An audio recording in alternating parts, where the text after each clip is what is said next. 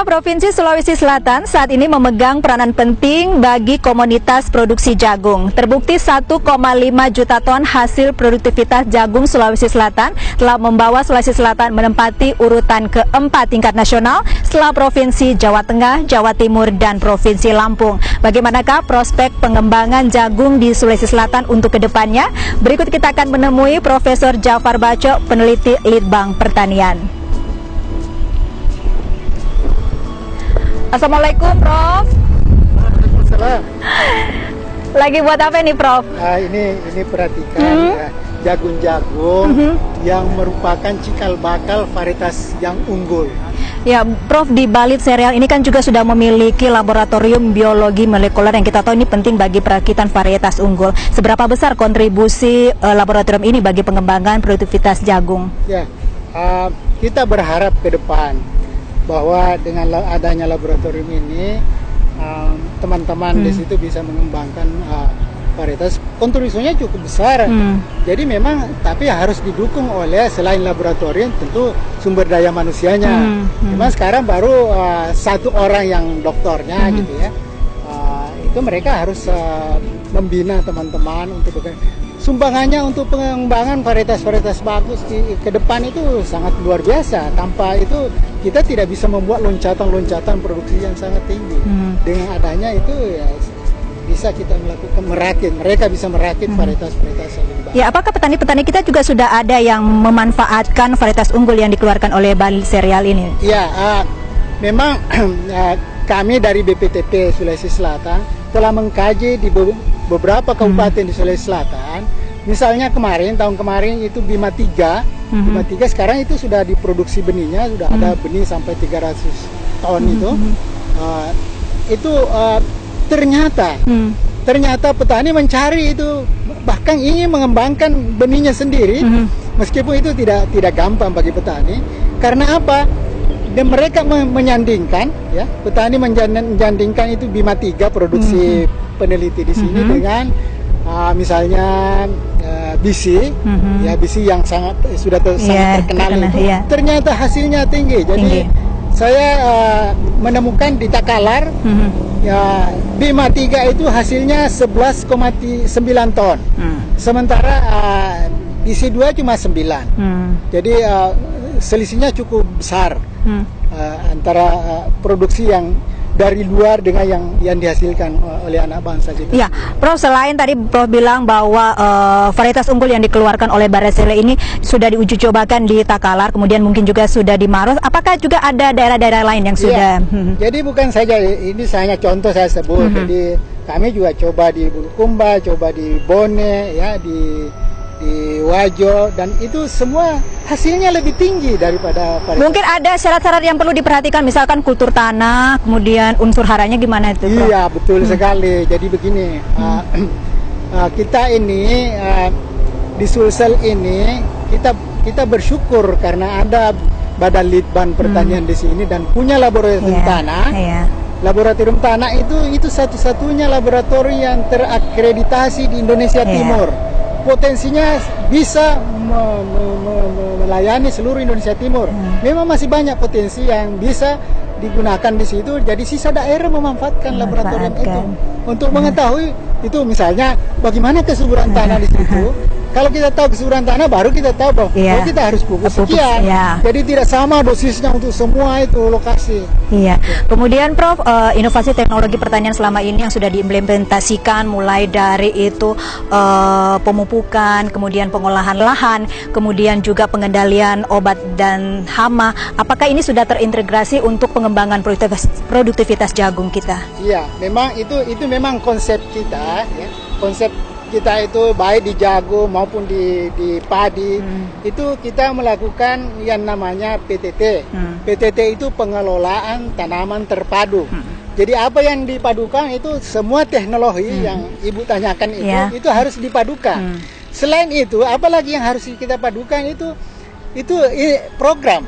Jadi program atau institusi yang terkait itu harus bersinergi antara satu sama yang lain. Artinya jangan jalan sendiri-sendiri. Jadi penyuluh, petani, peneliti, instansi-instansi yang terkait, misalnya perkebunan dengan tanaman pangan itu harus bersinergi untuk sama-sama mengembangkan, jadi semua akan naik produksinya. Jadi bukan tanaman pangan saja naik hasilnya, ya, peternakan juga begitu. Semua jadi, sektor ya. Semua sektor harus bersinergi. Jadi saya kasih contoh.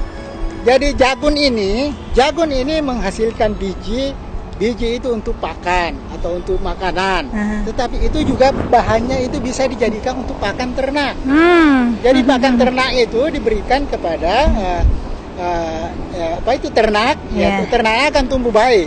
Sementara ternak itu, sapi itu menghasilkan kotoran yang bisa jadi pupuk. Ya, dan itu bersinergi. Jadi bersimbiosis dia, Prof, ya. Artinya sinergi itu pengertian sinergi itu suatu keterpaduan yang menghasilkan saling menguntungkan.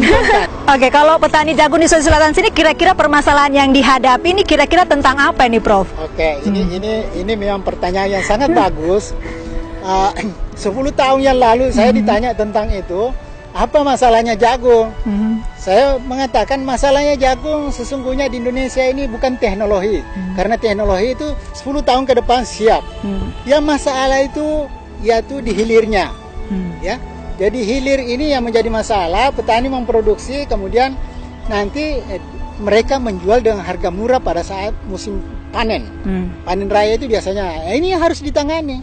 Harus ditangani. Harus ada perusahaan yang bisa membeli, dan itu harus membuat suatu perjanjian dengan misalnya Gapoktan, ya, kelompok tani, supaya jangan ada yang saling merugikan.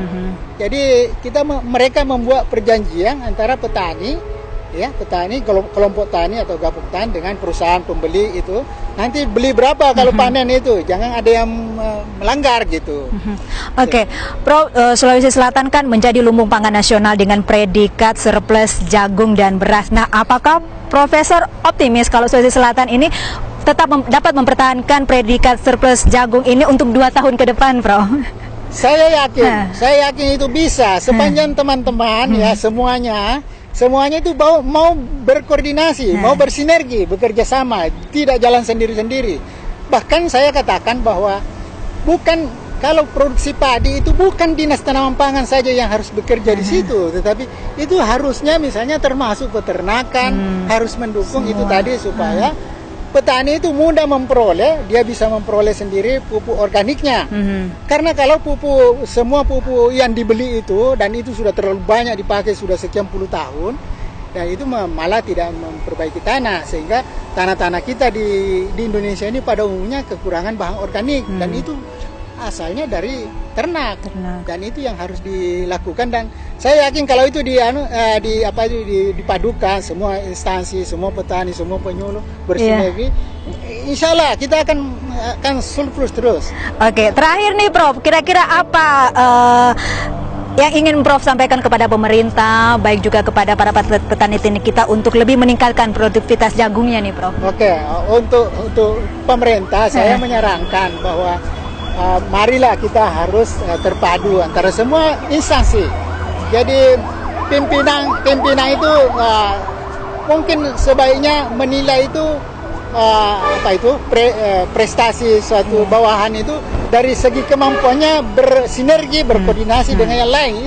Itu termasuk harusnya mendapat penilaian. Jadi harus ada kerjasama itu. Untuk pemerintah masih ada, ini harus mendukung itu bagaimana pasca panen petani. Itu harus didukung karena kemampuan petani menyimpan benih, menyimpan hasil itu masih sangat terbatas.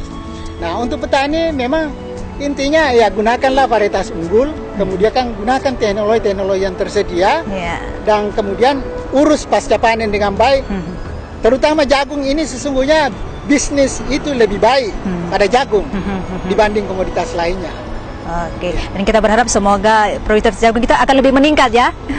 Dan tahun 2014 mudah-mudahan kan ini akan menuju swasembada semua hasil produksi pangan, Prof. Mudah-mudahan bisa tercapai juga, Prof, ya. Iya, dengan catatan kita semua harus kerja keras. Iya, baik, terima kasih Profesor untuk waktunya sudah diajak memberikan sedikit masukan tentang bagaimanakah jagung di Sulawesi Selatan ini. Pemirsa, pemanfaatan teknologi tepat guna dengan pemilihan bibit varietas unggul tentunya akan mendongkrak peningkatan mutu dan kualitas jagung. Terima kasih Anda sudah bersama kami dalam Dialog Pakar dan kita akan berjumpa kembali di lain kesempatan. Salam dari desa.